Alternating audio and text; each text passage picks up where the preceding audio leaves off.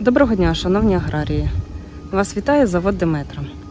Хочу представити наше спецзамовлення бак зернотуковий до сівалки СЗ 5,4 Ельворті. Якщо вам потрібно відремонтувати вашу сівалку, звертайтеся до нас, будемо раді допомогти вам. Номер телефону я залишу в описі цього відео. Дякую за увагу, гарного дня вам, мирного неба!